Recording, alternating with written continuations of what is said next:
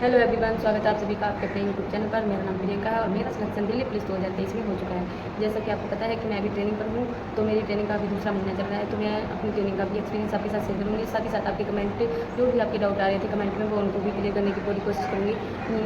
तो मैं आपको बता दूँ, मेरे पास ज़्यादातर कमेंट ये आ रहे थे कि मैम आपने कैसे तैयार किया, आपका सिलेक्शन कैसे हुआ, आप एक डिटेल वीडियो में अब पूरा सिलेबस से लेकर एंड तक आपने कैसे पढ़ा है उसके बारे में बताएं। तो मुझे लगा क्यों ना मैं आपके इस डाउट को भी क्लियर करने के लिए एक वीडियो लाऊं। तो सबसे पहले मैं बता दूं, अगर आप न्यू स्टूडेंट हैं और आपको दिल्ली पुलिस की तैयारी करनी है तो आप कैसे करेंगे। सबसे पहले आपको पता होना चाहिए कि दिल्ली पुलिस में 4 सब्जेक्ट आते हैं। कौन कौन से 4 सब्जेक्ट होते हैं, कैसे उन्हें पढ़ना है और कैसे मैंने पढ़ा था, क्या ऑनलाइन है ऑफलाइन कैसे पढ़ सकते हैं, सब इसके बारे में पूरी बात करेंगे। तो सबसे पहले मैं आपको बता दूँ, अगर आप एक न्यू स्टूडेंट हैं तो आपको तैयारी कैसे करनी है। सबसे पहले आपको पता होना चाहिए कि दिल्ली पुलिस में 4 सब्जेक्ट आते हैं। कौन कौन से 4 होते हैं, तो कंप्यूटर, रीजनिंग, मैथ और जीएस, ये 4 सब्जेक्ट जो हैं दिल्ली पुलिस में आते हैं। अगर आपको ये 4 सब्जेक्ट क्लियर करने हैं तो आप कैसे पढ़ेंगे और क्या करेंगे। तो सबसे पहले आपको इनका वेटेज पता होना चाहिए कि दिल्ली पुलिस में जी के और जीएस से कितने आते हैं, या कंप्यूटर और रीजनिंग मैथ से कितने कितने क्वेश्चन आते हैं। तो सबसे पहले मैं आपको बता दूँ, जीएस के लिए आपको बता दूँ, जीएस के कंप्यूटर दिल्ली पुलिस में ज़्यादा रोल रहता है। तो जीएस के लिए आपको 50 क्वेश्चन जीएस के आते हैं दिल्ली पुलिस में, तो जिसके लिए आपको ज़्यादा पढ़ना रहता है दिल्ली पुलिस में। अगर आपकी जीएस अच्छी हो जाती है तो आप शायद ही, अगर आप 50 क्वेश्चन कर लेते हो तो आपको सिलेक्शन आसान हो जाता है। बाकी आप नहीं भी कर पाते कोई भी सब्जेक्ट, तब भी आप अगर जीएस में अच्छा स्कोर करते हो तो आप, वैसे जीएस इतनी आसान नहीं होती है, कोई भी नहीं कर पाता है 50 में 50, पर फिर भी मैं आपको बता दूँ, अगर आप जीएस अच्छी स्ट्रॉन्ग कर लेते हो तो आप दिल्ली पुलिस में सिलेक्शन ले सकते हैं। जैसे क्या होता है कि काफ़ी सारे स्टूडेंट का जो है मैथ वीक होता है या कंप्यूटर वीक होता है या रीजनिंग कुछ भी मान लो, तो वो जीएस में अगर अच्छा स्कोर करते हैं तो उनका सिलेक्शन दिल्ली पुलिस में आसानी से हो सकता है। तो सबसे पहले मैं आपको बता दूँ कि दिल्ली पुलिस में जीएस 50 नंबर की आती है, कंप्यूटर 10 नंबर का आता है और मैथ जो है 15 नंबर का आता है, और जो कंप्यूटर है वो 10 नंबर का आता है, रीजनिंग जो है वो 25 नंबर की आती है। तो आपको जीएस की जो है सबसे ज़्यादा तैयारी अच्छे से कैसे करनी है, आपको कौन कौन सी बुक पढ़नी है। बुक का मेरे पास बहुत सारे कमेंट आ रहे थे कि मैम आपने कौन सी बुक पढ़ी, हम कौन सी बुक फॉलो करें जिससे कि हमारा सिलेक्शन आसानी से दिल्ली पुलिस में हो जाए। तो मैं आपको बता दूँ, सबसे पहले अगर हम बात करते हैं, सबसे पहले मैं बात करना चाहती हूँ कंप्यूटर की। तो कंप्यूटर में आपको बता दूँ, दिल्ली पुलिस में कंप्यूटर 10 नंबर का आता है और आपको कंप्यूटर के 10 नंबर की तैयारी कैसे करनी है। तो सबसे पहले आपको कंप्यूटर का बेस पता होना चाहिए। वैसे किसी को भी कंप्यूटर मेरे साथ, मुझे तो नहीं आता था, मुझे नहीं पता है कि आपको आता है या नहीं, पर मुझे नहीं आता था कंप्यूटर। तो मैंने अपना कंप्यूटर कैसे तैयार किया, कैसे पढ़ा, उसके बारे में बात करेंगे। तो मैं आपको बता दूँ, मैंने अपना जो कंप्यूटर है वो ऑनलाइन पढ़ा था, क्योंकि मेरे पास कोई बुक नहीं थी, कोई सोर्स नहीं था कंप्यूटर का। तो मैं ना ही मेरे जो मैं ऑफलाइन कोचिंग करती थी वहाँ पर भी कंप्यूटर नहीं पढ़ाया जाता। मैंने दिल्ली पुलिस की तैयारी नहीं की थी वहाँ पर, मैं यूपी पुलिस की तैयारी कर रही थी। तो उस टाइम मुझे नहीं पता था कि दिल्ली पुलिस में भी कंप्यूटर वगैरह भी आता है, तो मैंने कंप्यूटर नहीं पढ़ा था। फिर जब फॉर्म फिल किया तब मुझे पता चला कि इसमें कंप्यूटर भी आता है, तो मैंने ऑनलाइन का रास्ता अपनाया। तो मैं ऑनलाइन में आपको बता दूँ, बेस्ट प्लेटफॉर्म आप पूछ रहे थे कि कौन सा हो सकता है मैम, जिससे हम अपनी जो है दिल्ली पुलिस में आसानी से सिलेक्शन ले सकें। तो मैं बता दूँ, मैंने अपनी जो तैयारी है वो रोज़गार विद अंकित ऐप, मतलब यूट्यूब चैनल से की थी पूरी। और आप भी अगर चाहें तो वो मुझे लगता है कि बेस्ट प्लेटफॉर्म है, अगर आप चाहें तो आप भी वहाँ से जाकर तैयारी कर सकते हैं। मैंने जो है कंप्यूटर, अपना पूरा कंप्यूटर जो है RW के शिवम सर हैं, जिनका मैंने कंप्यूटर पूरा पढ़ा था, परिणाम बैच से पढ़ा था, यूट्यूब पर फ्री था। जो मैंने अपने अपने नोट्स भी बना रखे थे और उसके जो भी उन्होंने पढ़ाया था वो मैंने पूरा पढ़ा था, और उसको मैंने बहुत सारा रिवीजन भी किया था उसका बहुत ज़्यादा। तो क्या हुआ, मेरा जो कंप्यूटर है मैंने वहीं से अपना कंप्लीट किया था। जिसके बाद मैं आपको बता दूँ, मेरे कंप्यूटर में 10 में से 8 क्वेश्चन सही थे। तो अगर आप भी बिल्कुल नहीं पढ़ा है अपने कंप्यूटर, आपको कैसे करना है क्या नहीं करना है, तो अगर आपको प्ले लिस्ट उनकी अभी भी यूट्यूब पर होगी परिणाम बैच के नाम से, तो अगर आप उसको जाकर खोलेंगे और आप उसके सारे नोट्स कंप्लीट कर लेंगे और उसको पढ़ेंगे, तो मुझे लगता है कि आप भी इतना अच्छा स्कोर कर पाएंगे दिल्ली पुलिस में। कंप्यूटर का तो कंप्यूटर में आपको कोई टेंशन नहीं लेनी है, जो भी वो पढ़ाते हैं ना सर वो सब इंपॉर्टेंट होता है और वही बिल्कुल सेम टू सेम आपको पेपर में देखने को मिलता है। अब बात कर लेते हैं मैथ की। तो मैथ के लिए भी मेरे पास बहुत सारे डाउट आ रहे थे कि मैम मैथ 15 नंबर का आता है दिल्ली पुलिस में, हमें तो नहीं आता है, या हमें कौन कौन सी टॉपिक तैयार करनी चाहिए जिससे कि हम जो है दिल्ली पुलिस के लायक जो क्वेश्चन हैं लगभग 10 से 12 क्वेश्चन की समथिंग कर पाएँ। तो मैं आपको बता दूँ, मैथ के लिए आपको क्या करना होता है, दिल्ली पुलिस में कोई ज़्यादा हार्ड क्वेश्चन नहीं आते हैं। बस आपको जो है आपका जो दिमाग है वो मतलब चेक किया जाता है कि आपको कहाँ तक चल सकता है। मतलब आपको इतने वैसे लिख के दिया जाएगा, पर क्वेश्चन अगर वो करना आ गया ना तो आप उसको आसानी से कर पाएंगे। तो मैं आपको बताऊँ, मैथ के लिए आप बहुत सारे लोग पूछ रहे थे कि मैं मैथ के लिए कोई बुक बता दूँ। तो मैंने तो अपनी तैयारी की थी, जब मैंने अपनी तैयारी स्टार्ट की थी यूपी पुलिस की, तो मैं एस डी शर्मा के और RS अग्रवाल के मैथ से किया करती थी। तो वो क्वेश्चंस काफ़ी पुराने हो चुके थे, मुझे नहीं लगता उनसे आते हैं क्वेश्चन, तो फिर मैंने उनको छोड़ दिया। फिर मैंने ऑनलाइन का रास्ता अपनाया। तो ऑनलाइन के रास्ते में मुझे रोज़गार विद अंकित टाइप के जो राहुल तेवतिया सर हैं उनकी ये वाली बुक मिली। मैंने इस वाली बुक से अपना मैथ कंप्लीट किया। उसके बाद ये बुक काफ़ी अच्छी है, अगर आप मैथ को अच्छा करना चाहते हैं तो मुझे लगता है कि आपको ये वाली बुक लेनी चाहिए। ये न्यू वर्जन है इसका, और आप अगर चाहते हो तो मतलब इससे काफ़ी ज़्यादा अच्छे इसमें सारे मतलब फार्मूला वगैरह उसके चैप्टर के पूरे आगे से सब कुछ समझा के आपको बताया गया है। तो ये देखिए आप, ये बाईलैंग्वेज है, हिंदी इंग्लिश दोनों इसमें दिया गया है। तो आप ये वाली बुक लेके आप आसानी से तैयारी कर सकते हैं मैथ की। उसके बाद अगर मैं बात करती हूँ मैथ और कैसे करना है, तो मैथ के लिए मैं आपको बताऊँ, मैंने आपको बताया ना परिणाम बैच जो था दिल्ली पुलिस के लिए था प्रॉपर, तो उसमें भी राहुल तेवतिया सर ने बहुत अच्छा पढ़ाया है। तो आपको क्या करना है, जो भी उन्होंने क्वेश्चन आपको पढ़ाए हैं आपको अपनी कॉपी एक फेयर बनानी है, उस पर आपको जो भी वो क्वेश्चंस लिखवाते हैं या करवाते हैं वो आपको नोट करने हैं। और सबसे पहले मैथ की जो जड़ होती है वो आपको पता होनी चाहिए। सबसे पहले आपको इससे आपको सिर्फ इंपॉर्टेंट पढ़ना है, तो क्या क्या इंपॉर्टेंट है और क्या नहीं है। तो मैं आपको बताऊँ, नंबर सिस्टम जो है, जो कि मैथ का बहुत ही ज़्यादा इंपॉर्टेंट टॉपिक है। नंबर सिस्टम से आप ये मानो कि हर एग्जाम में क्वेश्चन आने हैं, चाहे वो दिल्ली पुलिस का हो या SSC का हो, किसी भी लेवल का हो, मतलब MTS वगैरह, CHSL, किसी का भी हो। अगर आपने नंबर सिस्टम नहीं पढ़ा है तो आप मतलब मैथ में थोड़ा सा कम ही कर पाओगे, क्योंकि नंबर सिस्टम से एक ना दो क्वेश्चन आने पक्के होते हैं। उसके बाद मैं आपको बता दूँ LCM और LCM, इनसे भी क्वेश्चन पक्का ही आता है, एक या दो क्वेश्चन पक्का आते हैं इनसे। उसके बाद मैं आपको बता दूँ, जो सरलीकरण होता है, सिंप्लीफिकेशन, उसका भी एक क्वेश्चन पक्का ही आता है। और उसके बाद मैं आपको बता दूँ, जो एवरेज है, एवरेज का कोई एक क्वेश्चन 100% आता है, बट वो एवरेज करना है, एवरेज का एक क्वेश्चन 100% आता है। उसके बाद मैं आपको बताऊँ परसेंटेज का, तो आपको क्या ही बताऊँ, सबसे ज़्यादा रोल तो परसेंटेज का ही होता है। परसेंटेज के लगभग 2 से 3 क्वेश्चन जरूर ही आते हैं। अगर दिल्ली पुलिस में परसेंटेज की बात करें तो मैं बताऊँ आपको, मेरे पेपर में भी परसेंटेज के 2 से 3 क्वेश्चन आए थे, और वो काफ़ी अच्छे खासे थे, मतलब बहुत अच्छे क्वेश्चन थे वो। और प्रॉफिट एंड लॉस की बात करूँ तो प्रॉफिट एंड लॉस से भी 1 या 2 क्वेश्चन पक्का ही आता है। उसके बाद मैं अगर आपको बताऊँ, जो डिस्काउंट है, बट्टा, उससे तो मुश्किल है, उससे ज़्यादा क्वेश्चन नहीं आते, पर आपको वो जो है उसकी जो नॉलेज है ना वो होनी चाहिए। क्योंकि आज क्या होता है, आज की जो है टॉपिक जो है आपका मिक्सअप में आ जाता है, बट्टा और परसेंटेज मिला के आपको दे देते हैं, तो आप समझोगे कैसे। इसलिए आपको बट्टा यानी कि सारे डिस्काउंट भी आपको पूरा आना चाहिए। उसके बाद मैं बात करती हूँ मिक्सचर एंड एलिगेशन यानी मिश्रण की। तो मिश्रण से भी ये क्वेश्चन 100% आता है, और इसकी जो ट्रिक है वो राहुल देवतिया सर ने बहुत अच्छे से करा रखी है। अगर आपको नहीं आती है बिल्कुल भी मिश्रण आपको बिल्कुल भी नहीं आता है, तो आप एक बार उसको पूरे टॉपिक को जो उनकी प्लेलिस्ट में पढ़ा है आप उसको पूरा कर लें। उसके बाद आप जो है आराम से इसको कर सकते हैं। मिश्रण का एक क्वेश्चन 100% आता है और अच्छा खासा आता है। उसके बाद मैं बात करती हूँ simple interest and compound interest की, यानी कि साधारण ब्याज और चक्रवृद्धि ब्याज की। तो मैं आपको बता दूँ, साधारण ब्याज का तो रोल अब बहुत कम रह गया है, पर फिर भी आपको आना चाहिए। अगर आप एक न्यू स्टूडेंट हैं तो आपको तो पहले तो आपको ये सारे टॉपिक जितने भी आपके सिलेबस में दे रखे हैं आपको वो पूरे कंप्लीट करने हैं।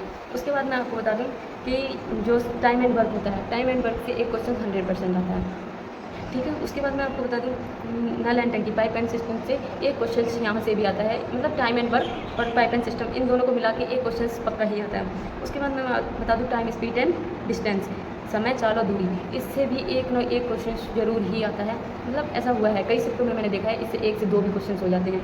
उसके बाद मैं आपको बता दूँ जो एरिया एंड पैरामीटर होता है, परिमाप और क्षेत्रफल, इससे भी एक क्वेश्चन जरूर ही आता है। उसके बाद आयतन and breast, volume and surface area, इससे भी एक क्वेश्चन जरूर आता है। तो मैं आपको बता दूँ ये जो इसमें टॉपिक दे रखे हैं, पहले ही इसमें जो सिलेबस दे रखा है, आपको ये सारे तो कंप्लीट करने हैं। अगर आपने ये सारे कंप्लीट कर लिए, उसके बाद आपको रिवीजन में जो सर कराते हैं ना वो क्वेश्चंस करने हैं। उसके बाद आपका जो है वो अच्छा बन जाएगा।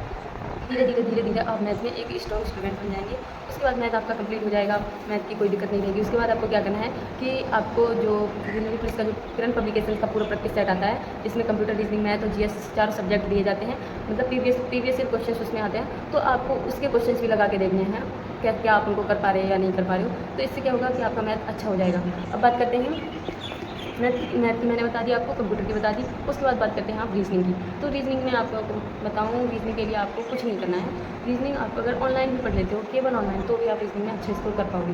तो आपको बताऊँ रीजनिंग के लिए मैं आपको बताऊँ, जो रोजगार वितंकित ऐप से, मतलब यूट्यूब चैनल से, जो राहुल शर्मा सर हैं जो और संदीप सर हैं, दोनों ही टीचर रीजनिंग के बेस्ट टीचर हैं। अगर आप जो है उनका एक बार सिलेबस कंप्लीट कर लेते हो, उनसे एक बार पढ़ लेते हो सारे टॉपिक, तो आप अगली बार आपको मतलब दोबारा कभी ऐसे टॉपिक वाइज नहीं पढ़ना पड़ेगा। फिर आप मतलब क्वेश्चन देखते ही आंसर कर दोगे।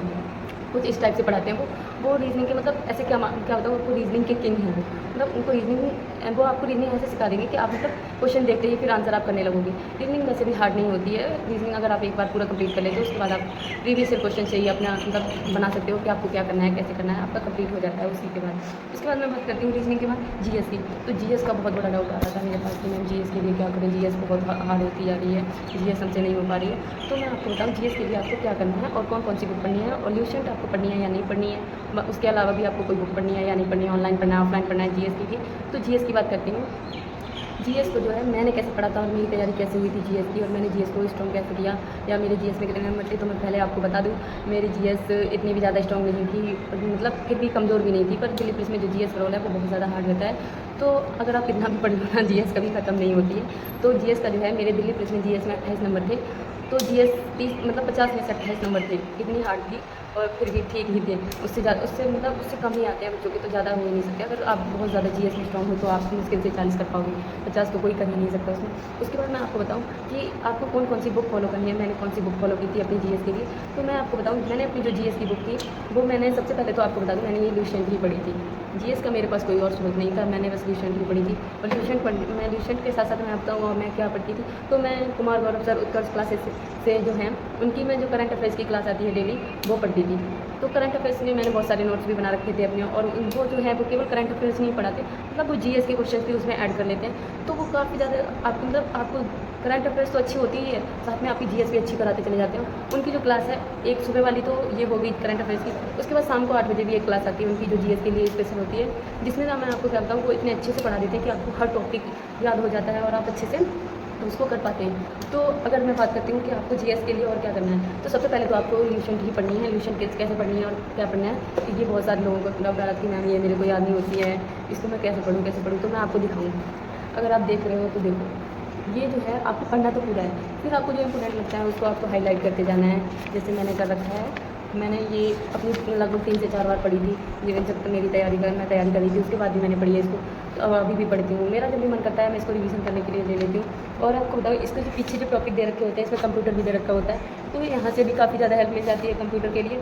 और जो बीच में जो टॉपिक दे रखे होते हैं, जैसे इंपॉर्टेंट टॉपिक्स ये दे रखे हैं, खेल कूद से संबंधित वगैरह, ये भी आपके लिए बहुत ज़्यादा काम आते हैं। जैसे विभिन्न खेलों से संबंधित खेल पुरस्कार, खेल के लिए पुरस्कार जो भी होते हैं, खिलाड़ियों के नाम, परिमाप, ये नृत्य, शास्त्रीय नृत्य वगैरह, ये सब टॉपिक्स में दे रखे हैं। तो अगर आप इसको मन से पढ़ते हो ना, मैं आपको बताऊँ, आपको ऐसे नहीं पढ़ना है कि आप आज आपने 10 पन्ने पढ़ने हैं या ऐसे आपको बिल्कुल नहीं पढ़ना है। आपको एक दिन में ना आपको लगभग 2 से 3 पेज ही पढ़ने बस, उसके बाद आपको इसको नहीं पढ़ना है। अगर आप इसको 2 से 3 पेज एक दिन में पढ़ लेते हो, नेक्स्ट डे आपको क्या करना है, नेक्स्ट डे आपको जो आपने 2 से 3 पेज पढ़े थे उनको 2 से 3 पेज को पहले पढ़ लेना है, उसके बाद नेक्स्ट 3 पेज आपको पढ़ने हैं। उसके बाद आपको क्या करना है, फिर उसके नेक्स्ट डे आपको जो आपने ये 6 पेज जो आपके पढ़ चुके हैं उनको रिवीजन करना है और नेक्स्ट 3 पेज को पढ़ना है। इस प्रकार से अगर आप इसको पढ़ोगे तो मैं आपको बताऊँ, जो आगे वाले टॉपिक हैं वो आपको याद होते जाएंगे, और जो पीछे आप जो पढ़ते जा रहे हो वो भी आपका अच्छा होता चला जाएगा। उसके बाद मैं बात करती हूँ ल्यूसेंट की बात करें, उसके बाद मैंने दिल्ली पुलिस के लिए और क्या पढ़ा था। तो मैंने जो है RW की ये स्टैटिस्टिक्स वाली बुक जो नवीन सर ने बनाई थी, ये मैंने अपनी मंगा रखी थी।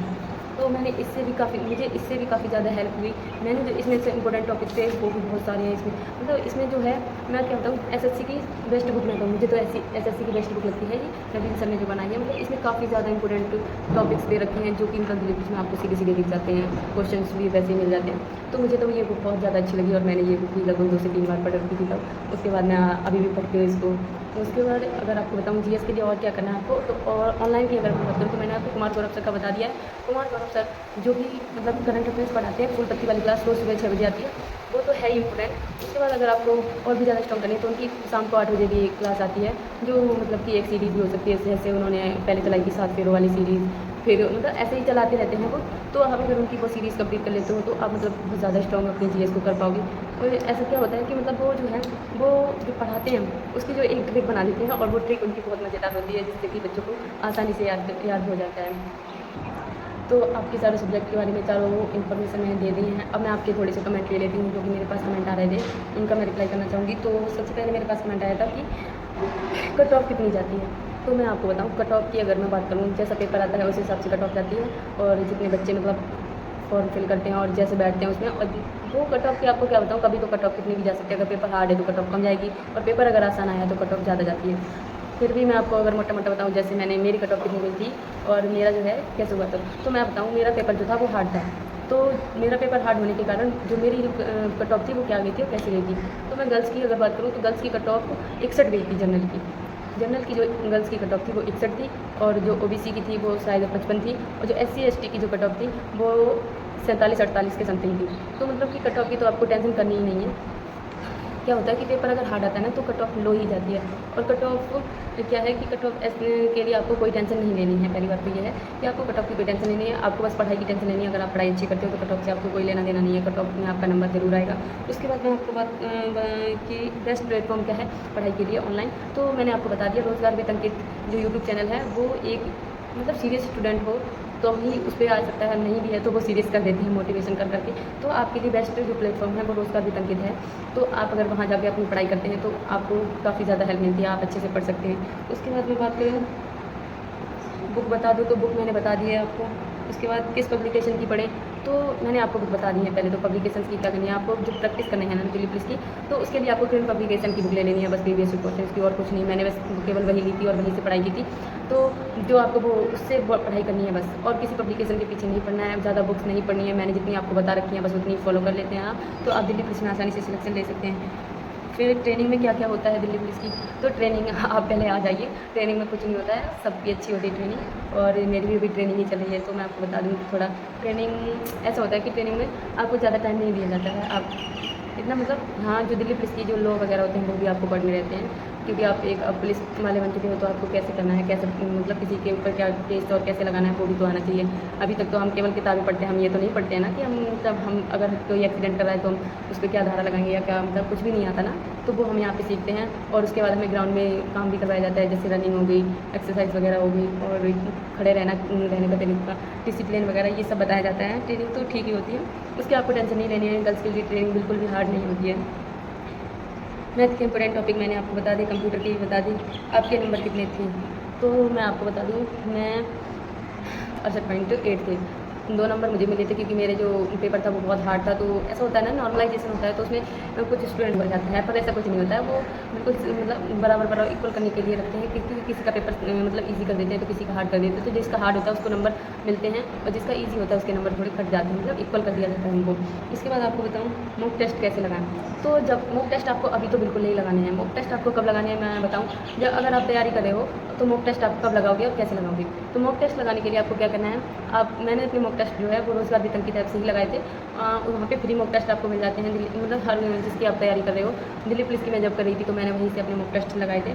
और मॉक टेस्ट आप कब लगाने हैं, जब आपका सिलेबस कंप्लीट हो जाता है, आप उनका प्रैक्टिस करने लगते हो। तो आपको जब प्रैक्टिस करने लगते हो तो आपको मॉक टेस्ट भी स्टार्ट कर देने चाहिए। फिर आप हफ्ते में 1 या 2 मॉक टेस्ट अवश्य लगाएं। और अगर पेपर जैसे 1-2 महीने पहले बाद है तो आपको क्या करना है, तो फिर आपको मॉक टेस्ट थोड़े ज़्यादा लगाने चाहिए, एक दिन में 2 या 3 तब तो आपको लगाने ही चाहिए। उसके बाद मैं आपको बताऊँ, मॉक टेस्ट की बात हो गई, और किसी प्लेटफॉर्म के मॉक टेस्ट लगा सकते हैं क्या, तो मैं आपको बताऊँ मॉक टेस्ट लगाने के लिए आपको क्या बताऊँ, आप किसी भी प्लेटफॉर्म के लगा सकते हो। मॉक टेस्ट से कोई फ़र्क नहीं पड़ता है, क्योंकि वही क्वेश्चंस होते हैं, वही वो उसी हिसाब से तो पेपर बनाते हैं, प्रीवियस क्वेश्चन के हिसाब से। तो मॉक टेस्ट आपका मन करे टेक्स्ट बुक से लगाएं, आपका मन करे किसी और ऐप से लगाएं, आपका मन करे तो रोज़गार वेतन की तरफ से लगाएं। मैंने जो है अपने सारे मॉक टेस्ट रोज़गार वेतन की तरफ से ही लगाए थे, तो मैं तो आपको बताऊँगी, मैं तो वही बता रही हूँ। वैसे आपका मन करे तो आप कहीं से भी लगा सकते हो। उसके बाद मैं आपको बताऊँ, ऑफलाइन मॉक टेस्ट भी लगाएं क्या, तो ऑफलाइन मॉक टेस्ट भी आपको लगाने हैं। जब मॉक टेस्ट आप स्टार्ट करोगे तो ऑनलाइन और ऑफलाइन दोनों ही तरीके से कर सकते हो। जैसे आपको एक दिन ऑनलाइन लगाना है, एक दिन ऑफलाइन लगाना है, तो आपको ऐसा कि टाइम का जो मैनेजमेंट है वो अच्छा हो जाता है, कि आपको पता चलता है कि मैं ऑनलाइन में जल्दी कर पाता हूँ या ऑफलाइन में। तो उसके बाद मेरे पास एक और आया था कि टाइम टेबल शेयर कर दीजिए मैम अपना। अच्छा, तो मैं अपना जो है टाइम टेबल आपको शेयर कर दूँगी, कल मैं या आज ही अपना जो टाइम टेबल है वो आपको पोस्ट कर दूँगी। मैं आपको बता दूँगी कि मैंने अपनी जो टाइम टेबल है वो कैसे बनाया था, और मैं कैसे पढ़ती थी, कितना टाइम मिलता था, क्या मैं अपना टाइम टेबल फॉलो कर पाती थी या नहीं कर पाती थी। तो मैं अपना जो टाइम टेबल है वो पूरा फॉलो करती थी, और मैंने अपना टाइम टेबल अपने हिसाब से ही बनाया था, क्योंकि मुझे ऐसा लगता था कि जो क्लास में लाइव नहीं ले सकती हूँ तो मैं उसको नहीं, मतलब उसको बीच में नहीं ऐड करती थी। मैं जो वो लाइव क्लास खत्म होने के बाद उसको लिया करती थी। लाइव क्लास में मैं आपको क्या बताऊँ, मैंने लाइव क्लास सिर्फ नवीन सर की ली है, उसके बाद मैंने लाइव क्लास किसी की नहीं ली है। मैं जो है अपनी क्लासेस जो हैं वो सारी लाइव ख़त्म होने के बाद ही लिया करती थी, क्योंकि मुझे जो है जो क्वेश्चंस थे वो नोट करने होते थे, तो कभी आगे बढ़ जाता था कभी पीछे। तो मैं जो है वीडियो को रोक रोक के अपना क्वेश्चंस कंप्लीट करके तब आगे उसको सुनती थी। तो मैंने ऐसे अपनी तैयारी की थी। तो अगर आप भी दिल्ली पुलिस में सिलेक्शन लेना चाहते हैं, आप भी चाहते हो कि आप भी दिल्ली पुलिस परिवार का हिस्सा बने, तो आप मैंने जो बताया है उसको फॉलो करें, और आप भी अच्छे तरीके से दिल्ली पुलिस में सिलेक्शन ले सकते हैं। तो अब बाकी अगर आपका और कोई भी डाउट हो तो आप ज़रूर बताइएगा। बाकी मैंने जितने भी डाउट थे मेरे पास, मैंने सारे क्लियर करने की कोशिश की है। बाकी मिलते हैं नेक्स्ट वीडियो में, तब तक के लिए बाय बाय, थैंक यू।